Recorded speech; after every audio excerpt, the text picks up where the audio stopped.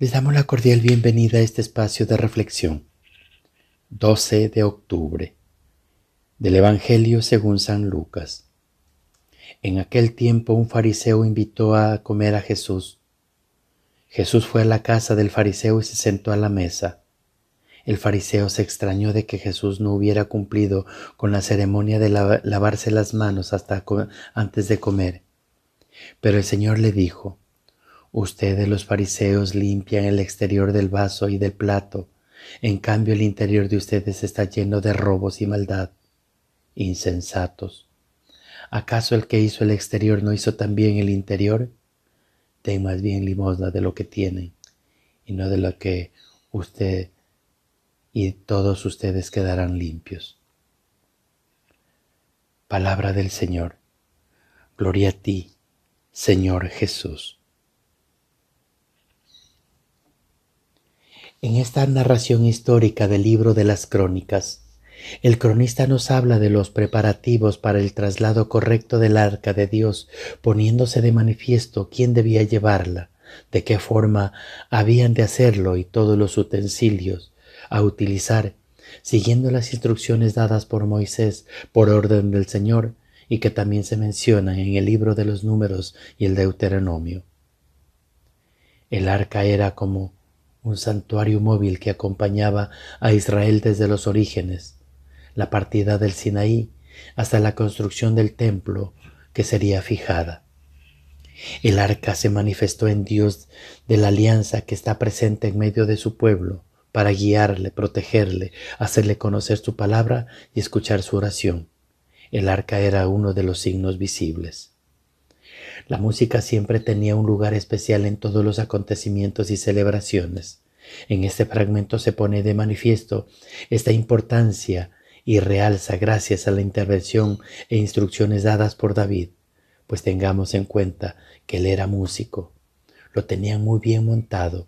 Los jefes de los levitas organizaron a los cantores de sus familias para que entonasen cantos festivos, acompañados por instrumentistas de arpas, cítaras y platillos que formaban la orquesta. Una orquesta realmente muy original, pero eran los instrumentos de la época. Después de todo este protocolo, colocaron el arca de Dios en el centro de la tienda y ofrecieron holocaustos y sacrificios a Dios. Para finalizar, David bendijo al pueblo en nombre del Señor.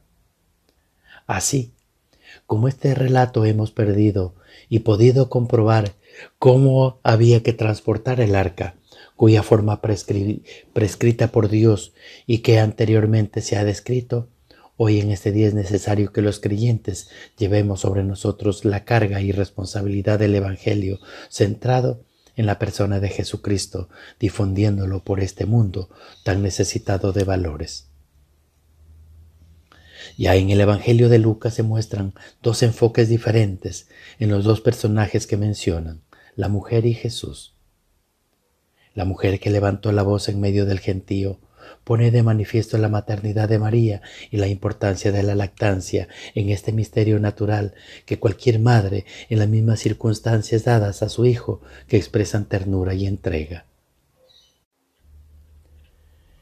En contraposición, Jesús no hace ningún comentario al respecto y directo con la relación a su madre, solamente se limita a elogiar a los que escuchaban la palabra de Dios y la ponen en práctica. Indirectamente, claro que elogió a su madre, ya que fue la única persona que acogió esa palabra y cumplió durante toda su vida, realizando la misión que Dios tenía y le tenía encomendada. Por eso tiene asignado un puesto especial en la Iglesia. A lo largo de los siglos, la Iglesia ha vivido y sigue viviendo momentos complicados para hacer llegar a la civilización del momento las palabras del Evangelio. Por eso es interesante recordar la advocación de la Virgen que hoy celebramos, la Virgen del Pilar, cuyo origen, centrándonos en el contexto histórico y la tradición, se apareció al apóstol Santiago y a sus discípulos en la noche del 2 de enero del año 40 después de Cristo, junto al río Hebrón, de pie sobre un pilar de jaspe.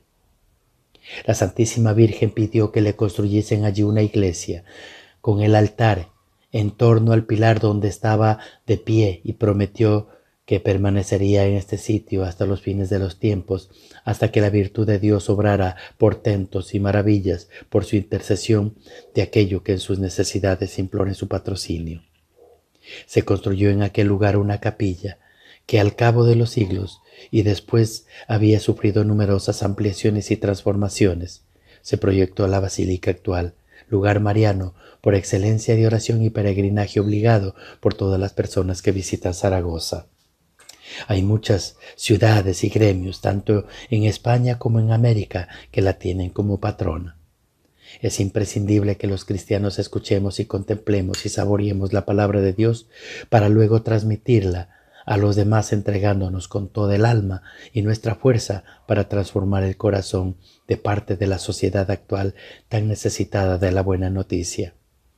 María, que se manifestó sobre una columna, siga siendo pilar y fortaleza para las personas, y con su fe soliciten su intervención. Si a los paganos los llamaba Pablo necios por no llegar a conocer a Dios y a pesar de que tenían suficiente luz, cuanto más le diría a los judíos que tuvieron la revelación del Antiguo Testamento y sobre todo los cristianos que tenían gran suerte de conocer además la verdad plena de Jesús. Todos tendrían que ayudar a reconocer la cercanía de Dios y lo afortunados que somos por ser sus hijos. Los detalles exteriores que pueden ser legítimos, sin embargo, hoy son tan importantes como las actitudes interiores.